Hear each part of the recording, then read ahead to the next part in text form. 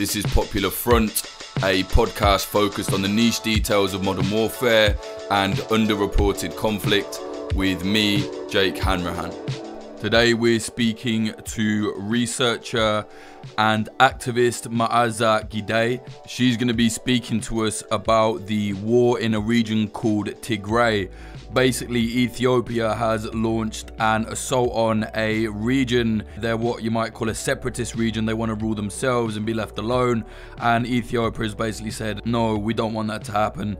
There's been massacres. It's been very brutal already. You might not have heard of it though, because it's a very hard place to work. So we're relying on people like Meaza to get the information out. If you like what we're doing here at Popular Front, please do consider supporting us at patreon.com/popularfront. There's been this conflict in Tigray.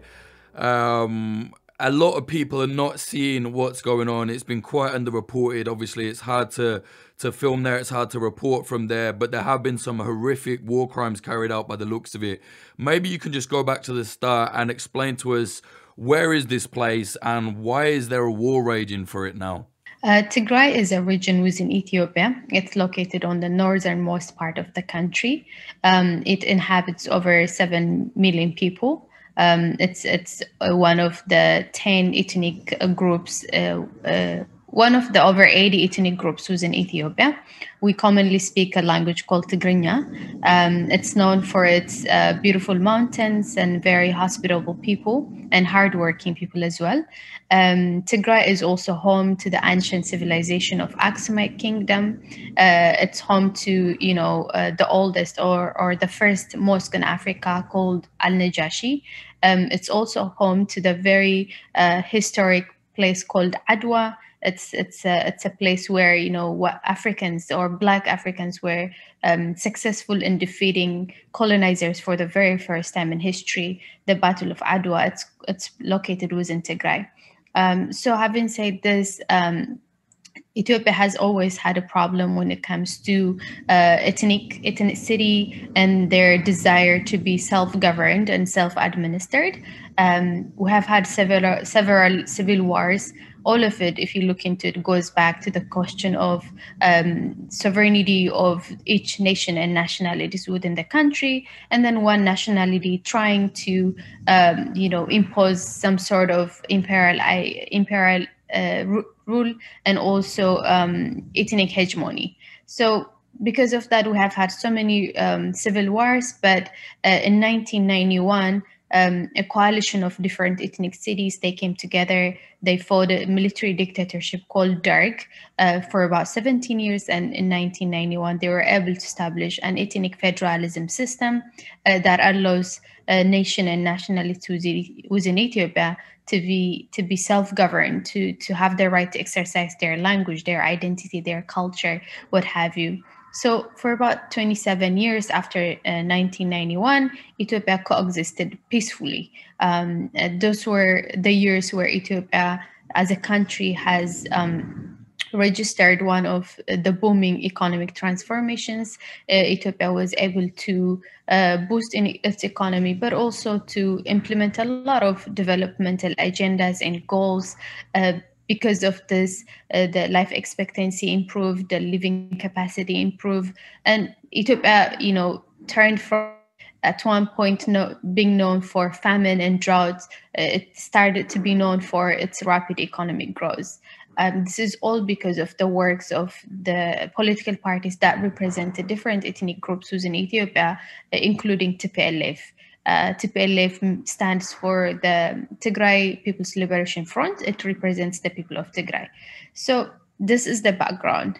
But in 2018 and prior to that, there has been a lot of resistance coming from the Oromo community. Oromo is one of the biggest or the largest ethnic groups within Ethiopia. And because of the active resistance, then the then prime minister had to resign from office.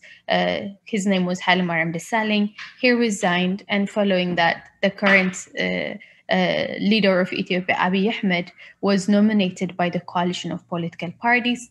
in order to prepare the country for an upcoming election that was supposed to happen on last year, May. However, this individual wanted to stay in power, but he understood that he didn't have the public support that was necessary for him to stay in power if election is going to happen. He knew that he was not going to be elected because his economic policies and strategies were not necessarily beneficial to majority of Ethiopians, which happen to be farmers. So he wanted to, introduce neoliberalism and other kinds of economic policies that do not necessarily benefit the poor and the marginalized part of Ethiopia. And so he knew he didn't have the legitimacy, so he wanted to stay in power, and then he used COVID-19 as most dictatorial regimes across the world did in order to erode democracy, and he unilaterally decided to postpone the election. The people of Tigray, through their political representatives, opposed that decision, and they went ahead to have their own regional election, which, by the way, is allowed according to the Ethiopian constitution. Following that development, the federal government, based in Addis Ababa, Ethiopia, deemed this election illegitimate, illegal, and void. And so both the regional government of Tigray and the federal government Ethiopia started to denounce each other, denying legitimacy to one another.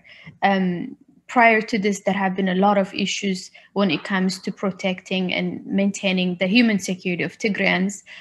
This was amplified in the Prime Minister's policy in cutting budget that was supposed to go to Tigray, making sure that Tigray farmers were not getting the aid subsidy that they were supposed to get from the federal government. Foreign investors, particularly Chinese investors, were blocked from going to Tigray and investing there. A lot of prominent Tigrayan political figures were arrested arbitrarily. And then Tigrayans, started to feel the heat.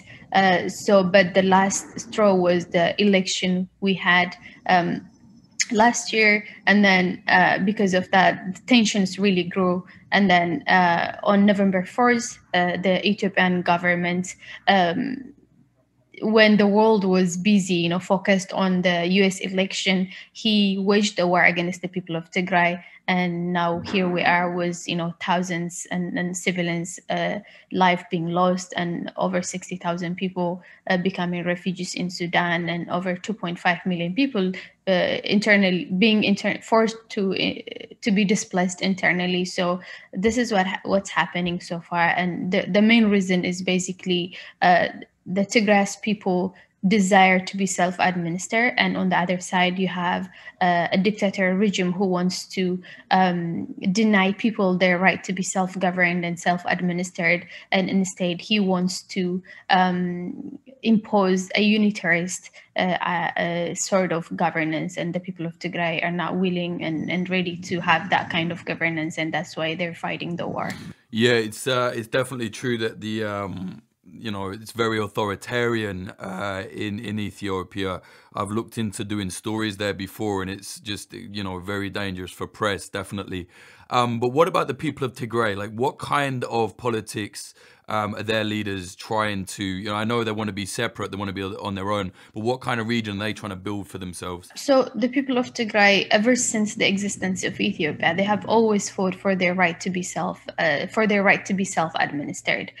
We can compromise on so many things, but the one thing we would never ever compromise is our right to be administered by people that look like us, people who do speak our language, people who do understand our heritage and our culture. So in quest of that right, Tigrayans have always pleaded for peaceful, inclusive dialogue, to have that kind of governance through peaceful mechanisms and not necessarily through war. And they have tried to bring all nations and nationalities to the table and form an ethnic-based federalism. So they did that for 27 years peacefully. Ethiopia was living in peace and harmony. I'm not saying everything was perfect, but at least for the most part, there wasn't a genocide. There wasn't a systemic or an overt ethnic cleansing. So that's what Tigrayans have always wanted. But unfortunately, the current administration in Ethiopia is not willing to see that. They don't want us to have the right to be administered by our own people that we voted for. So they waged a war. But even up until now, the Tigrayan people are determined to defend their right to be self-administered. Unless they wipe us all out, we will never sit down for a governance that is imposed upon us, a governance that we didn't elect, we didn't vote for. So up until now, the one thing that the people of Tigray want is to be left alone, to be able to administer their region in accordance their own interests and demands that do not necessarily infringe upon the interests and demands of other ethnic groups within Ethiopia. So all we want is to be treated equally within our own country. All we want is to be seen as human beings and not a political poly that would deemed as the source of all evils in Ethiopia, just because it's easy for political expediency to say that. So the people of Tigray want to have their right self-administration and self-governance to be respected in accordance to the principles and rights that are enshrined within the Ethiopian constitution. Right. And how did the war start? What did they do? Did the Ethiopian troops just surround the place and go in, or was it a slower process? How did that all unfold? So right after Abiy Ahmed came to power, about almost 3 years ago now, the first thing he did was forge alliance with the Eritrean dictator called Isaias Afwerki. Under the pretext of bringing peace between the two countries, there has been a military pact that was signed between both leaders. Following that so-called peace agreement, you would see the leader of Eritrea coming and visiting Ethiopia multiple times without reaching to Tigray. Tigray is it's a region that directly connects Eritrea and Ethiopia. However, the Tigray administration and the people of Tigray were excluded from that so-called peace agreement treaty, even from that peace, process. And so the border was briefly closed for about a week or so, and after that, it went back on to be closed, just like how it was for over 20 years. So following this development, you have an Eritrean dictator coming to Ethiopia every week, visiting every military camp, conspiring on all possible tactics that they could both use in order to subjugate the people of Tigray. So following this, on November 3rd, before November 3rd, there was military movements, both from the Eritrea side and also from the Amhara region. It's an Ethiopian region adjacent to Tigray, from that region, and also from the federal army. The federal government has sent a lot of military personnel and officials to Tigray, to the capital city called Mekelle, and there was some some military tensions. So, but on the November 4th, the Eritrean troops they came and then encircled Tigray. And then the Amharas, they also entered into Tigray. So Tigray got encircled, and then there was some sort of military attack on the Ethiopian National Army's post that was in Tigray, in Mekelle, and then they had to defend themselves. The idea was to take all military armaments out of Tigray so that Tigray wouldn't have anything to defend itself with. So there was an attack both from the Amharas and also from the Eritrean troops to this military post, and an attempt to take all military forces, and the Ethiopian and the Tigray regional forces, they had to intervene and try to defend and try to mitigate the circumstance that didn't succeed. So after that, it became a full-blown war. Jesus. And what kind of militants, or at least, the armed wing of the political groups in Tigray, how are they? How well are they supplied? Are they fighting the war? Are they outnumbered, or is it guerrilla fighting? I've honestly not seen a lot about the actual fighters. What's going on there? Ethiopia generally, because it's the regions, it's because it's a federal system, the regions do have autonomy over their own region, over their own territory. So even all of the Ethiopian regions, they do have their own military and militia forces and special forces. So Tigray also had that. And so that's how it's trying to defend itself. But at the moment, because we all Tigrayans feel like this is an attack against our identity and also against our collective existence, everyone is willing to die for its country and the principle of self-governance. Because for us, the alternative is slavery. For us, the alternative is to kneel down and be subjugated to, an imposed leadership. So uh, the choice is clear for Tigrayans. We want to die fighting for our rights and for our people. And so everyone is ready to fight for their country. That's why you see a lot of younger people joining the armed struggle. But at the same time, we understand the cost of war because war is not really something that we watched on TV or movies. It's something that we were forced to go through. It's something that we were forced to live under different regimes. So we understand how costly it is, and as much as possible, we do our best to avoid it. And the people of Tigray, even now, as we're being slaughtered like chicken, we're asking for cessation of hostilities and peaceful dialogue. So I don't have the military expertise, and I cannot speak to how many armed members they have, what kind of armaments they are using, but I know that everyone is willing to and ready to die for their country. Okay, so what is happening right now? What's the stage of the war? The last time I was reading about it, I think maybe a week ago, there'd been some really horrific I think there was a massacre. What stage is it all at? Now we are on day 121 since the war was waged against us. And following this, within all this time, there has been mass massacre in different parts of the country, starting from Aksum. The Aksum massacre was well documented by the International Amnesty. There has been another massacre in a place called Dangalat. This was well documented by the CNN.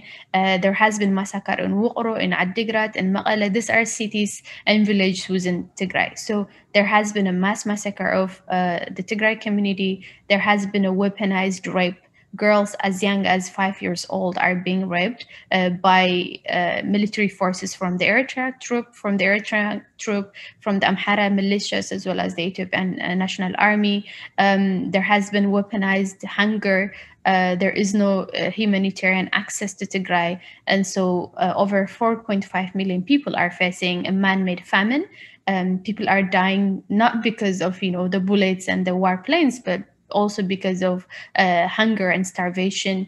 Hospitals has been looted. There is no any medicine. And so people are also dying of preventable diseases because they don't have access to much needed health care. Factories have been bombed. Universities have been bombed. All sorts of war crimes that you could think of have happened in the past 120 days.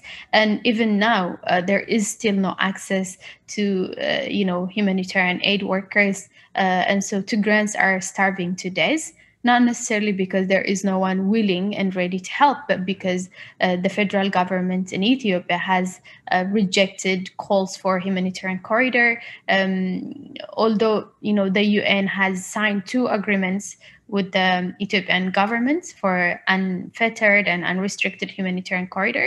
The government is yet to materialize that promise. The UN has tried to avail a humanitarian corridor at the beginning, but its workers, its staffers were shot at twice. So imagine a government that has the courage and to shoot at a UN member, a UN staffer. You can only imagine what they're doing to innocent civilians. So this is where we are, but we're still pleading for the international community to intervene. There has been, some development, hopeful development, particularly because of the mounting pressure from the international community. The Ethiopian regime has been forced into granting access to 7 international medias, and 4 of them were already in Tigray, only in Maqala, in the capital city, but still their journalists, their fixers and translators continue to be arrested and jailed. So this is where we are at the moment. Yeah, this is the problem. I was looking into potentially going there, and it was just the chance of just getting arrested, or the people you work with getting arrested, was so high. For me, it was like it's not worth it right now. It's a real shame. You're in touch with people in the area under siege. What are they saying is happening? What's it like out there? I still have I'm not still able to reach to my family members, my relatives. You can't anymore, no? I can't. I don't know where they are. So of course they're again, because of the mounting pressure, the Ethiopian government has been forced to restore telecommunication only in the capital city, in Tigray. So my family members that used to live in Tigray, I can't locate them. I tried to call them, their phones are not working. I don't know where the rest of my family members are because they used to live all across Tigray. So I still am not able to hear from my family, and it has been over 120 days. So you can imagine the agony that one must be going through, reading all the news about the atrocious war crimes happening to other civilians. I don't know, one of them could be my family member. But as I said, we're not just only worried about our immediate family members, it's about our collective existence. And so I have been able to speak with some people in Mekelle and elsewhere, and they tell me that Eritrean troops continue to go door to door looking for young men as young as 12 years old. They will pull them out of their house and they'll kill them right in front of their faces. There still continues to be a weaponized rape and weaponized hunger. People are still, scared even to speak with us. They won't talk to us freely because they know the government is listening. And if they say one wrong thing, like if they try to tell us what exactly is happening on the ground in detail, they will be shot at and killed and murdered. So people are still living under agony. There is still an active war happening. People are fighting all across the region. There are drone attacks, drones that are sponsored by the United Arab Emirates. The Eritrean troops are pretty much still within Tigray. They're ravaging villages and cities all across, and people are still suffering. They're still dying. So what's happening is truly alarming, and I feel like it's a genocide. What's happening is a genocide, and so the world ought to do something about it, because we collectively, as the global citizens, we failed Rwanda in early 90s, and now we're failing the people of Tigray. We promised that it would never happen again. Global leaders say never again after Rwanda, but again, it's happening in Tigray, and they're not doing much to stop it. So what's happening is really, really alarming, and I think the world should do something about it. Yeah, I mean, global leaders love to say never again, and then they end up doing trade deals with people that are doing very similar atrocities. It's terrible. I'm really sorry to hear that about your family. I hope you find them. Is it the government turning off the internet, right? He's turning off the internet and the phone systems and that. How long has that been going on for? Yeah, Tigray hasn't had any internet access ever since the war was waged. Ever since November 4th, there hasn't been any internet connection in Tigray, and that's mainly because the government shut it down because they want to control the narrative. They're doing everything they can in order to censor the information that either, comes out of Tigray or goes into Tigray. So they block the internet. There hasn't been any phone connectivity. Still, Tigray is shut down from the international community. That's why you don't really see much of the atrocities that are being committed. The very little information we have, it's because of eyewitness accounts of refugees that are currently in Sudan, and some people have made it out out of the war zone. So journalists were able to interview these people outside of Tigray. Other than that, there still is no any communication or connectivity to Tigray. And what is the government in Ethiopia? What's their response? What are they saying? I know it's all regime control, but what are they saying in the media? Are they calling the the young men resisting? Are they calling them terrorists? Are they using that kind of rhetoric? Yeah, even from the very beginning, the Ethiopian government wants the world to believe that this is a law and order operation. They don't even admit that it's war. And they say that they're, going after the original leadership, the political party called TPLF. They say that TPLF is all responsible. They blame them for all sorts of criminal activities that you can think of. However, as I was telling you, and as you were able to read from different reports for yourself, the people that are dying, the people that are suffering the most are not politicians. I am not a politician, and yet I am not able to speak with my family for over 120 days. So the factors that they're burning are not owned by the political party. The universities that shelled and bombed, they are not owned by the political party. The mosque, the very historical mosque that they bombed, is not owned by a political party. The religious, leaders that are slaughtered, they're not politicians. So the federal government is saying this is a law and order operation. They said it would only take them 3 days, and yet here we are after 4 months talking about the crisis. They said they denied every possible thing that you would read on internet. They would deny it. Whenever international, journalists or intergovernmental institutions talk about the atrocities, the suffering of civilians, they would go and attack this, actors, saying that, oh, you're like fake news, just like what Trump used to do in the States. They're trying to discredit our voices, and they anyone who opposes this genocidal war is deemed a terrorist. So that could be the regional governance, the TPLF, that could be myself, and then maybe even tomorrow, if you tweet about this, saying how both sides should stop the war and try to resolve things through negotiation, you would be deemed a terrorist by the federal government. So that's what they're saying. They deny that civilians have been impacted by this. They deny that. They even went to the extent to blame all the refugees that are in Sudan right now. They call them terrorist groups. All 60,000 of them, in the eyes of the Ethiopian government, are terrorist groups. Yeah, it's very typical of authoritarian leaders to do that. Just call everybody that doesn't agree with them a terrorist and have done with it. What kind of resistance is being put up? Are the young men fighting against this? Are they actually managing to, fight back? Are they doing okay out there?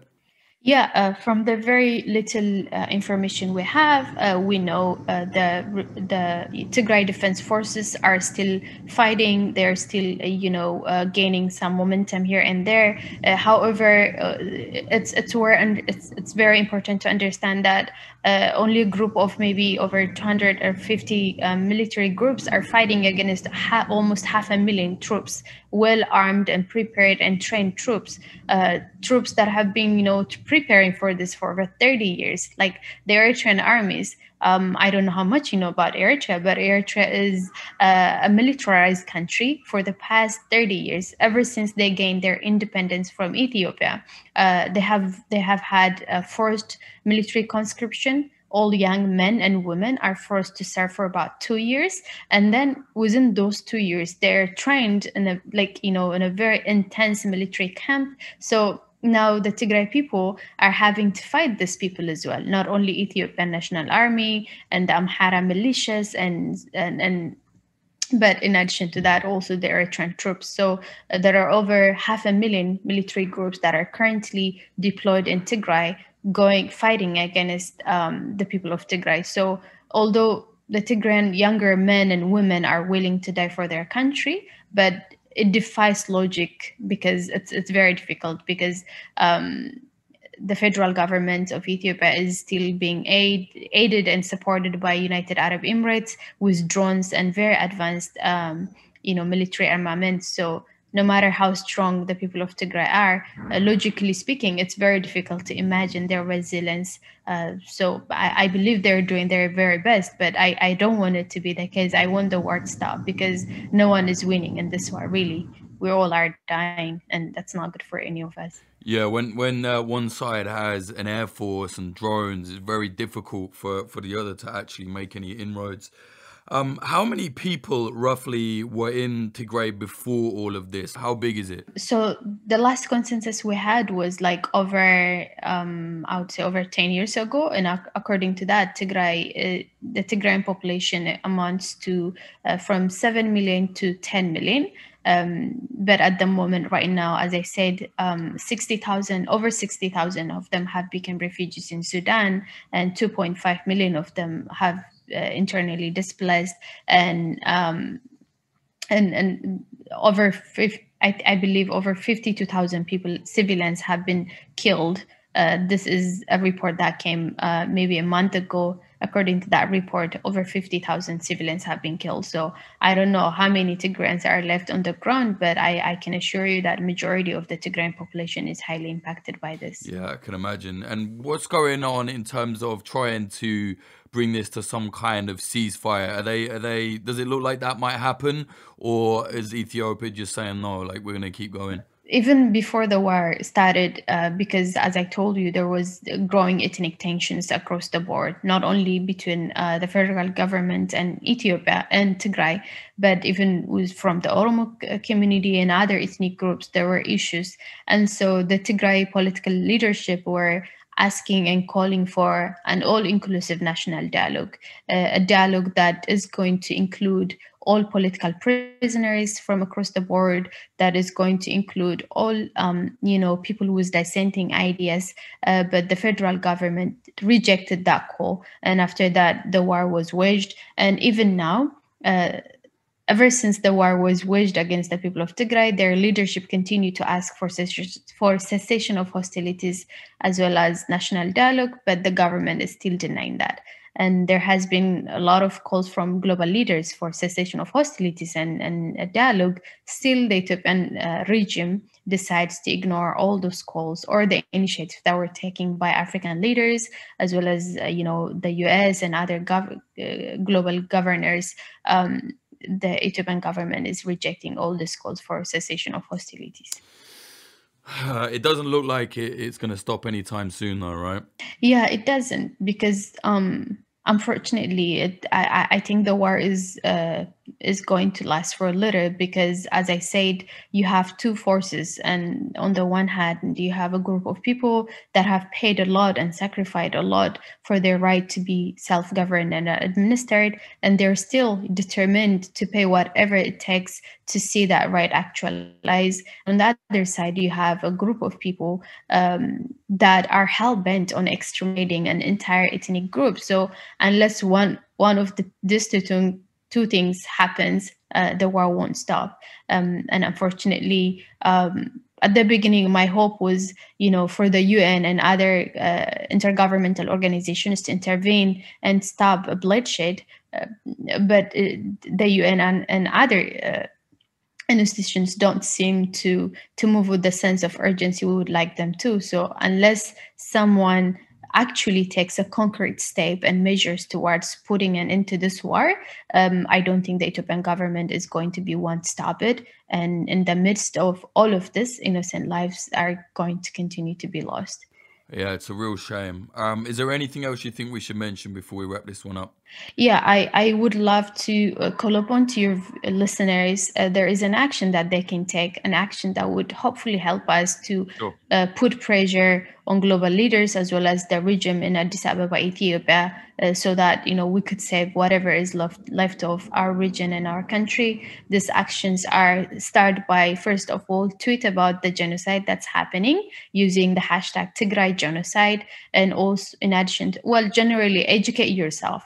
Try to get more information about what's happening. And if you want to do that, you can head to omnatigray.org. It's OMNA and Tigray.org. This is a website through which we're trying to put an educated advocacy. We compile information from credible sources for you to read, review, and to have your own opinion based on the information and the facts that you'll be provided with. And once you educate yourself, we would like you to stay engaged and to help us raise awareness by tweeting on Twitter using the hashtag Tigray genocide. In addition to that, we would appreciate it if you would call your local political representatives, MP members, ask them what they're doing to save innocent lives in relation to the Tigray genocide, and also make sure that you don't support this war directly through your money.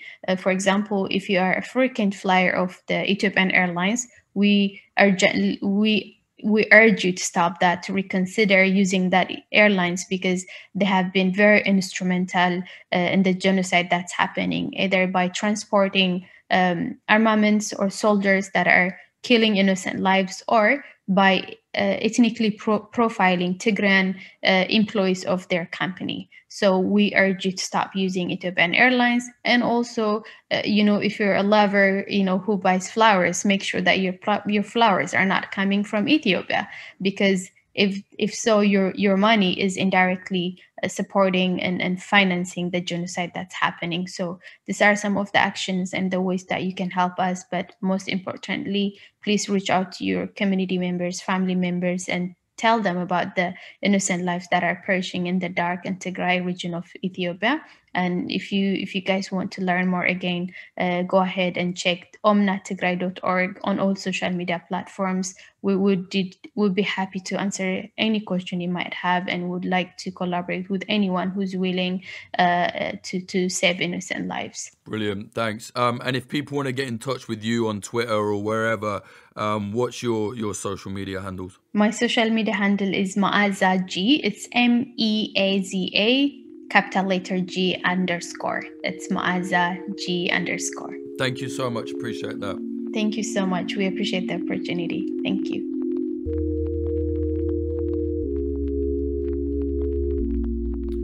That was Meaza Gidey speaking about the attacks on Tigray and how Ethiopia has been massacring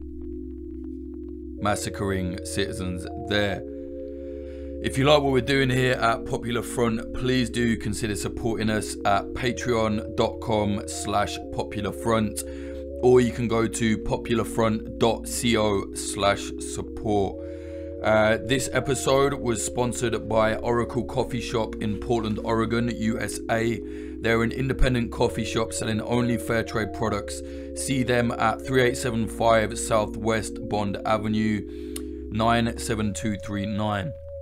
Episode is also sponsored by Grindcore House, a pair of independent coffee shops in Philadelphia, USA. One in South, one in West. Check them out on social media at Grindcore House. Pay them a visit.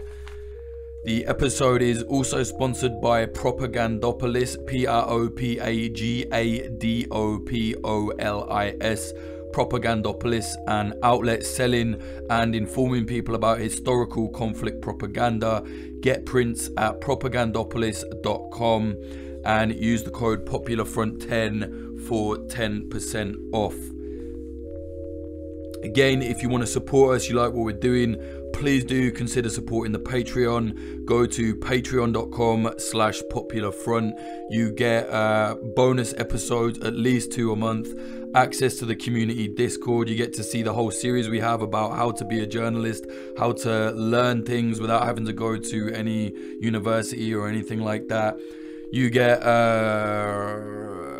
narrated articles, you get episodes before anyone else, documentary stuff before anybody else. Yeah, there's a lot going on there, and the more money we make on the Patreon, the more we put back into Popular Front. Ask anyone that's a Patreon, they will confirm that. Patreon.com/popularfront. We do not take money from corporates. We don't take money from any big advertising or anything like that. Everything is grassroots, everything is independent. So this is how we keep growing.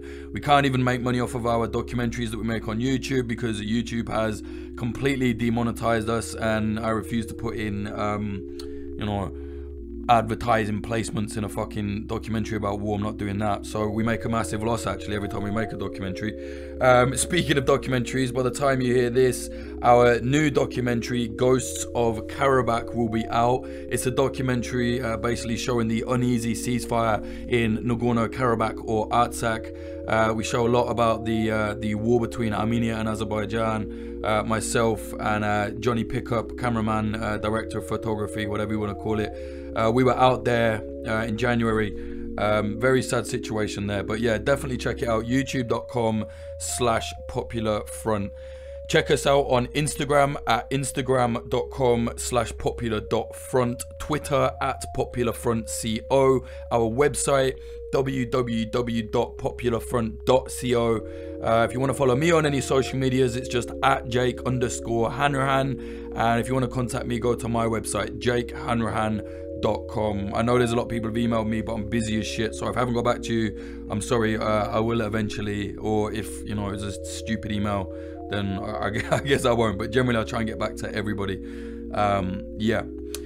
The music in this episode, the intro was by Home and the outro was by Sam Black. You can hear Sam's music at samblackpf.com. Definitely check him out. He makes all the music for us.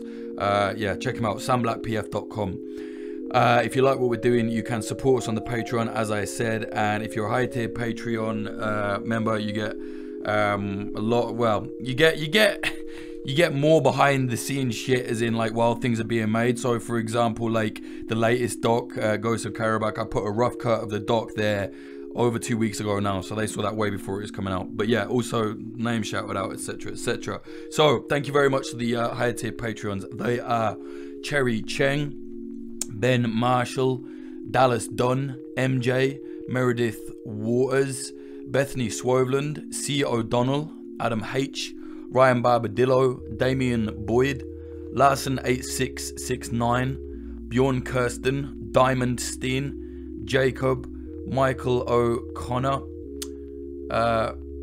Taylor Kidd, Zach Packard, Todd Cravens, Alexander, Nicholas Butter, Ron Swanson, JD, Jav, Ian Froese, James Cully, Michael Akakan, Ethan Fitzmadrid, Joe Watt, Ed Coulthard, Johnny LaFleur, Clayton Taylor, Helen Degenerate, Mike Barone, Liam Williams, Chris Cusimano, Degenerate Zero Alpha, Jojo Arani, DR, Trey Nance, Amy R, Rubicon, Frank Austin, Amelia Me, Noais, Christina Rivetti, Freya Northman, Ali Hunter, Moody Al Rashid, Bill Wilson, Andrew Hurley, Vida Provost, Brian McLaughlin, Tom Lochrin, Young Wasabi, Tony Bin, Adam Bergsnyder, JL, Sebastian, Stephen Davila, Anthony Kabarak,